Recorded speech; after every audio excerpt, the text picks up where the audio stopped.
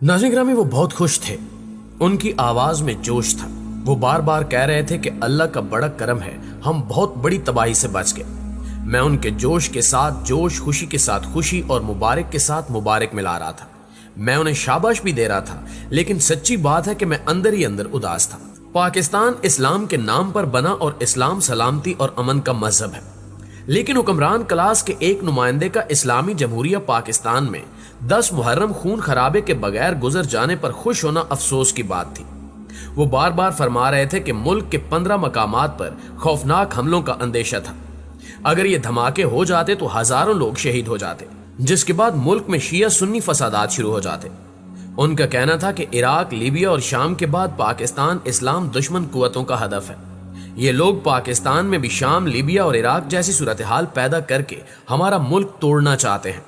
ये बलोचिस्तान को अलग करना चाहते हैं, कराची और हैदराबाद को अलग रियासत बनाना चाहते हैं, गवादर को मोंटी कार्लो देखना चाहते हैं, सराइकी इलाकों को पंजाब से काटकर आजाद मुल्क बनाना चाहते हैं और खैबर पख्तूनख्वा को 3 हिस्सों में तकसीम करना चाहते हैं। लेकिन मजबूत फौज और एटम बम इनके रास्ते की 2 बड़ी रुकावटें हैं।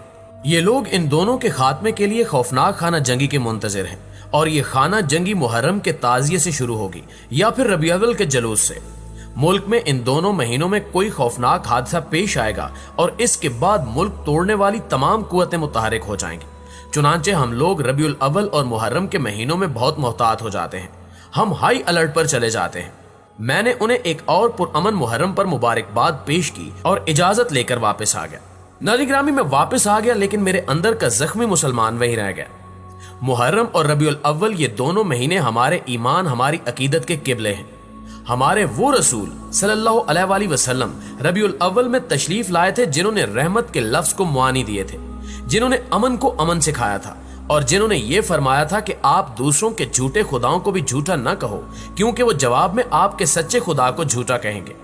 लेकिन हम मुसलमानों ने इस्लामी मुल्कों में रबीउल अव्वल के महीने को इस कदर खौफ की अलामत बना दिया कि पूरी रियासत इस महीने को पुरअमन रखने में जुट जाती है, और अगर इस महीने में मुसलमानों के हाथों से बच जाएं तो सरकारी एहलकार एक दूसरे को मुबारकबाद पेश करते हैं। मुहर्रम हमारी अकीदत का दूसरा किबला है। ये महीना अरबों में नबूवत से पहले भी मोहतरम था। अरब इस महीने में खून नहीं बहाते थे।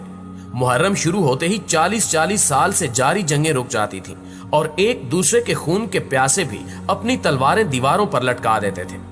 ये महीना दुनिया भर के मजलूमों को इमाम आली मकाम हजरत इमाम हुसैन रजी अल्लाह ताला अन्हो की उस कुर्बानी की याद भी दिलाता है, जिसके जरिए आप रजी अल्लाह ताला अन्हो ने 1400 साल पहले बनी नौ इस्लाम को यह पैगाम दिया था कि आप खा कमजोर हो, गरीबुल वतन हो या फिर मजलूम हो, आप अपना और अपने खानदान का सर कटवा लें मगर जालिम के सामने न झुकें।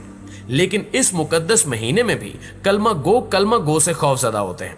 मैं ऐसे दर्जनों लोगों को जानता हूं जो अपने बच्चों को मुकद्दस इस्लामी महीनों में यूरोप और अमेरिका शिफ्ट कर देते हैं। मैं ऐसे लोगों को भी जानता हूं जो हमेशा मस्जिद के सतून के साथ खड़े होकर नमाज अदा करते हैं, ताकि ये लोग हमले की सूरत में सतून की आड़ ले सकें।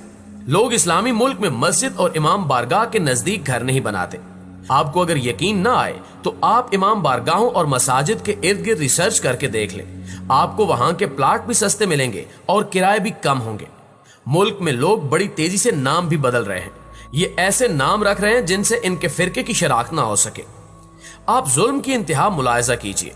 मुसलमानों को आज यहूदी, ईसाई और हिंदू से इतना खतरा नहीं जितना खतरा इसे मुसलमानों से है।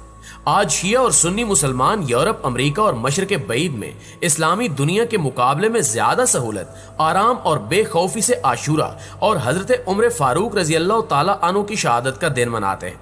आज यूरोप में 12 रबीउल अव्वल और आशूरा महफूज और इस्लामी दुनिया में गैर महफूज है।